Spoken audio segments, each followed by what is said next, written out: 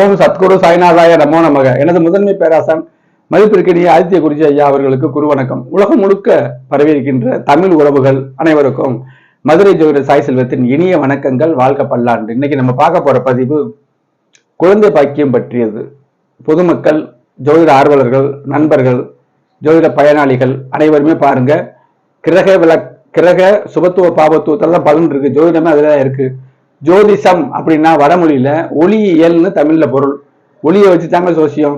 ஒளி நல்லா இருந்தா ஜாதகம் பிராப்தமான ஜாதகம் எல்லாமே நல்லா நடக்கும். இருள் அதிகமா இருந்தா அந்த ஜாதகம் எல்லாமே தடைதாமதமா வரும். அதுலயும் பலன் அப்படி சொல்லிடவும் முடியாது. விதிவிலக்குகள் நிறைய இருக்கு. ஒவ்வொரு விஷயத்துக்கும் விதிவிலக்கு இருக்குங்க. இப்ப குழந்தை பாக்கியம் அனைவருக்குமே தேவை. இப்ப திருமண பொருத்தம் பார்க்க வர்றவங்க என் பிள்ளைக்கு, என் பையனுக்கு உடனே குழந்தை பிறக்கணும் அப்படின்னு விரும்புவோம். நான் கூட அப்படிதான் நினைப்பேன். எல்லாருமே பிள்ளையை பத்தவரை நினைப்போம். நடக்கணும்ல, அதுதானே ஜோதிடமே இருக்கு. நம்ம முன்வினையில என்ன செஞ்சோமோ அதுக்கு தக்கனதான் இப்பிறவி. குழந்தை உடனே கிடைக்கும், 2 வருஷம் சென்று கிடைக்கும், 4 வருஷம் சென்று கிடைக்கும், 10 வருஷம் குழந்தை இல்லாம கிடைக்கும், 15 வருஷம் குழந்தை இல்லாம குழந்தை கிடைச்ச ஜாதகம்லாம் என்கிட்ட இருக்குது. எங்க ஊர்ல எல்லாம் இது அனுபவங்கள். நான் ஜோதிடம் இருக்கிறதுக்கு முன்னாடி சில விஷயங்கள்லாம் பார்த்தேன். குழந்தையே இல்லாதவங்களா இருக்காங்க. தத்தெடுக்க கூட வாய்ப்பு இருக்காது. அவங்க எண்ணங்கள் சரி இருக்க, எண்ணங்கள் அவங்களுக்கு விருப்பம் இல்லாமையும் தத்தெடுக்க முடியாத வாய்ப்புகள் உருவாகும். இந்த சந்திரனை வச்சு சொல்லணும். இப்படி பல விஷயங்கள் இருக்குங்க. இந்த வீடியோவை பார்க்கறதுக்கு முன்னாடி அஸ்ட்ரோ சாய் செல்வம் அப்படிங்கிற யூடியூப் சேனல்ல கிரக பாவக சுபத்துவ அமைப்புல ஏராளமான 1100க்கும் மேற்பட்ட பயனுள்ள வீடியோக்களுக்கு போய் பாருங்க. ஜோதிடத்தை உணருங்கள். கிரக சுபத்துவ பாவத்துவ அமைப்புல தான் பலன் இருக்கு. கல்வி உயர்கல்வி அதன் தரம். நல்லா கேளுங்க. கல்வி உயர்கல்வி அதன் தரம், திருமணம் அதன் தரம், 2ஆம் திருமணம் அதன் தரம், வாழ்க்கையின் தரம், வேலையா தொழிலா, தொழில் எவ்வளவு வருமானம் சம்பாதிப்பாரு, பணம் அவருக்கு எவ்வளவு சம்பாதிப்பார், கோடிக்கணக்கிலையா லட்சக்கணக்கிலையா, இதெல்லாம் அழகா சொல்லிடலாம். இப்படிப்பட்ட வீடியோக்கள் இருக்குது. வெளிநாடு பயணம் இந்த மாதிரி உள்ளிட்ட நிறைய விஷயங்கள் சொல்லிட முடியாது. அத்தனையும் அதுல இருக்குது. சப்ஸ்கிரைப் பண்ணீங்கன்னா அடுத்தடுத்து வரும். ஷேர் செய்யறதுனால நீங்க மட்டுமில்ல உங்க நண்பர்கள் உறவினர்கள் எல்லாரும் பார்க்கலாம். ஜோதிடத்தை உண்மைத்தன்மையை உணரலாம். அதன் மூலம் நீங்க ஜாதக பலன்களை உங்களுடைய ஜாதகத்தில் கேட்டுக்கலாம். உங்களுக்கு ஜாதக பலன் பார்க்கணும்னு விருப்பம் இருந்தா இந்த திரையில தெரியக்கூடிய இந்த வாட்ஸ்அப் நம்பருக்கு தொடர்பு கொள்ளுங்க. கிரக விளக்கத்தோடு பலன் சொல்றேன். ஏன் கிரக விளக்கத்தோடு சொல்லணும்? இந்த ஜாதகத்துல 2026 12ஆவது மாசத்துக்கு பிறகுதான் குழந்தை கிடைக்கும்னு ஒரே வார்த்தையை சொல்லிடலாமே. நடக்கும். 2026 பண்ண உடனே நடக்கும். நமக்கும் நல்லா சொல்றோங்கிற பேர் கிடைக்கும். ஆனா இப்ப திடீர்னு இப்படி சொல்றதை காட்டிலும் எஸ்ஆர் நோ அப்படிங்கிறது ஜோசியத்தில் இல்ல. எந்த கிரக தசாபத்தி இது நடக்கும், கோல்சாரா அப்ப துணை புரியுமா? சில நொண்டி அடிக்கிற ஜாதகம்னா கொஞ்சம் பலவீனமா இருக்கிற ஜாதகங்களுக்கு கோல்சாரம் துணை புரியும். கோல்சாரம் துணை புரியும் போது அந்த சம்பவம் நடக்கும். இப்படிலாம் நுணுக்கங்கள் இருக்குது. கிரக விளக்கத்தோடு பலன் சொல்றேன். என்கிட்ட பார்க்கக்கூடிய உள்ளூர் நண்பர்கள், வெளியூர் நண்பர்கள், வெளிநாட்டில் இருக்கவங்க, வெளி மாநிலத்தில் இருக்கவங்கலாம் ஒரு தரம் பார்த்தாங்கன்னா அடுத்தடுத்து பார்ப்பாங்க. தொழில் நல்லபடியாக இப்ப போகுது. ஏன்னா இறைவன் ஆசியாலும் அவருடைய வழிகாட்டுதனாலும் அருமையாக போய்கிட்டு இருக்கு. ஏன் போகுது? கிரக விளக்கத்தோட பலன் சொல்றதுனாலதான். கிரக விளக்கத்தோடு நான் சொல்றேன். அதுல தவறதில்லை. நெடுநேரம் எடுத்துக்கிறேன். திருப்தியோட தான் அவங்க போறாங்க. இந்த அமைப்பில் நீங்க பலன்களை கேட்டு தெரிந்து கொள்ளலாம். இப்ப வீடியோக்குள்ள போங்க. குழந்தை பாக்கியம் இந்த ஜாதகருக்கு ஏன் தடையானது, அதை மட்டும் விளக்குவோம். எல்லா விஷயத்தையும் விளக்குறோம்னா நெடுநேரமாகும். ஒவ்வொன்றுக்கும் ஒவ்வொரு வீடியோ போடலாம்.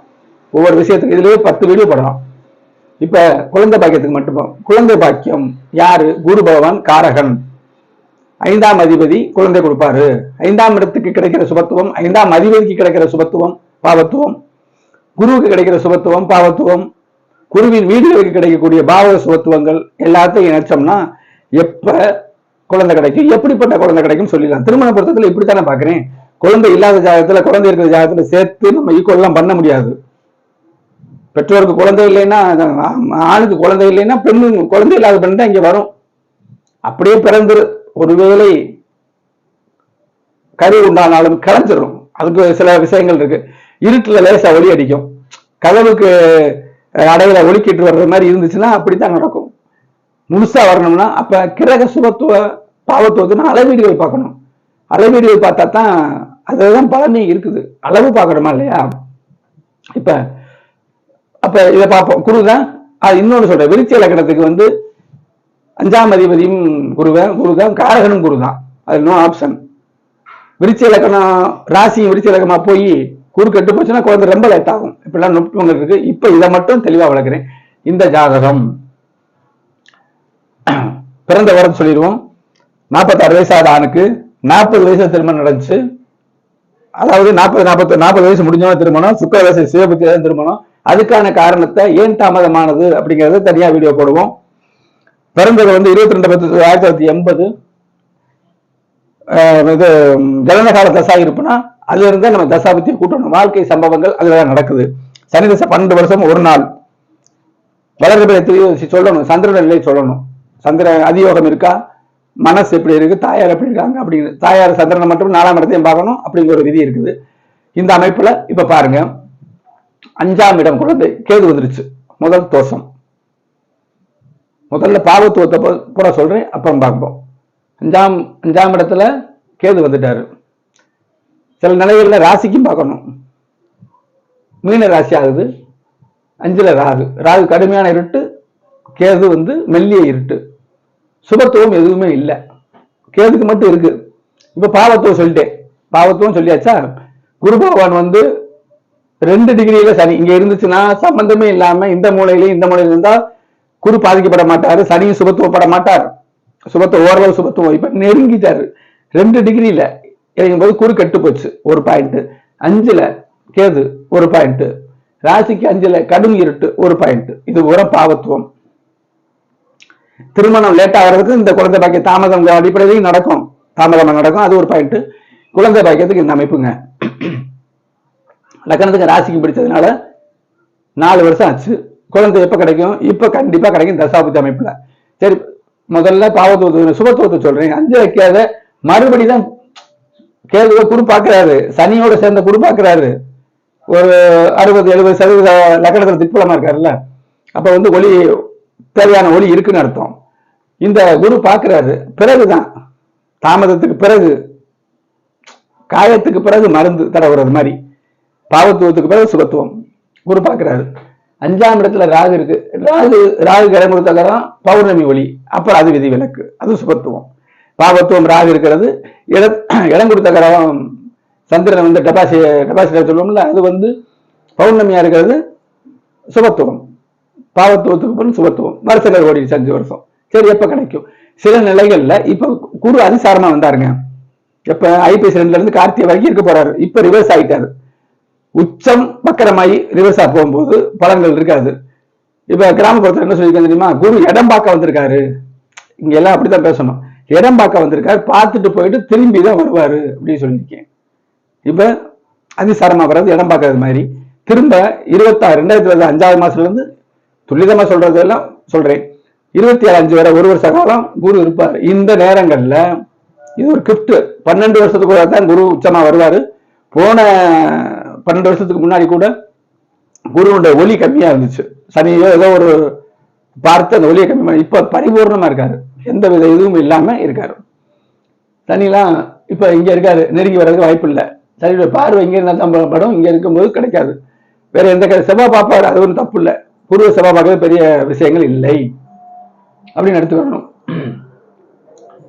அப்ப அந்த நேரங்கள்ல அறகுறையா குழந்தை பாக்கியம், வீடு கட்டுறது, வேலை கொஞ்சம் நிறைவேறாம அப்படி முன்னும் இருக்கு பாருங்களேன், அது நிச்சயம் நிறைவேறும்.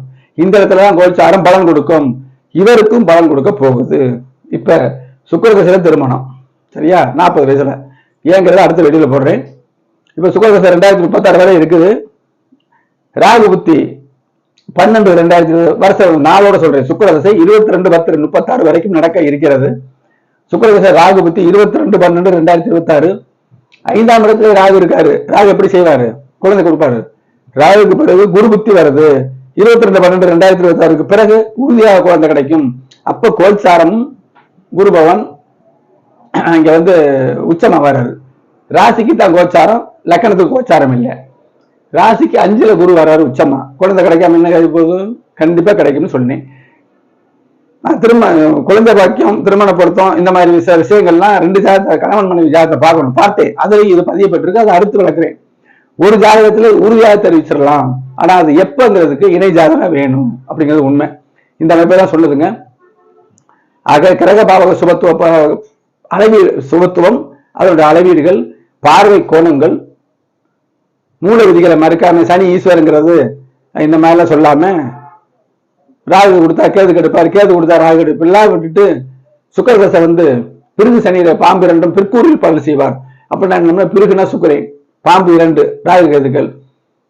கடைசி காலத்துல பலன் செய்யும் ஒரு மூல நூல் சொன்ன புத்தகங்கள்ல எழுதியிருக்காங்க. அதெல்லாம் மூல நூல் இல்ல. சுக்கரதசை எடுத்த உடனே டாப்பு கொண்டு போற ஜாதகம் இருக்கா இல்லையா? கடைசியில தான் பலன் சரிதான். அது அவ்வளவு தசாபுத்தியை பொறுத்து. ராகு கேதுகள் தசைகள் முன்னாடியே நல்லா கொடுத்துரும், முழுசும் கொடுக்கறது இருக்குது. முன்னாடி கொடுத்துட்டு பின்னாடி கெடுக்காது. சில பந்தங்களை இருக்கு இப்பெல்லாம் ஏகப்பட்ட. அதனாலதான் சாப்பிட்டு வேற ஜோதிடத்துல அடக்க முடியாது, எழுத்து வடிவில் ஜோதிடத்தை நிறைவேற்ற முடியாது, பேச்சு வடிவில் தான் நம்ம சொல்லணும் அப்படிங்கிறத குருநாதர் உணர்த்தியிருக்காரு. அதனால விதி விதிவிலக்கோட தான் நான் பதில் சொல்றேன். உங்களுக்கு பலன்கள் தேவைப்பட்டால் தெளிவாக இந்த தசாபத்தி இந்த வாட்ஸ்அப் நம்பருக்கு தொடர்பு கொள்ளுங்க. குழந்தை பாக்கியத்தை பத்தி கேட்கணுமா 2 ஜாதகத்தை அனுப்புங்க. தெளிவாக பலன்களை கேட்டு தெரிந்து கொள்ளலாம். அடுத்த ஒரு பயனுள்ள வீடியோவில் சந்திப்போம். நன்றி, வணக்கம்.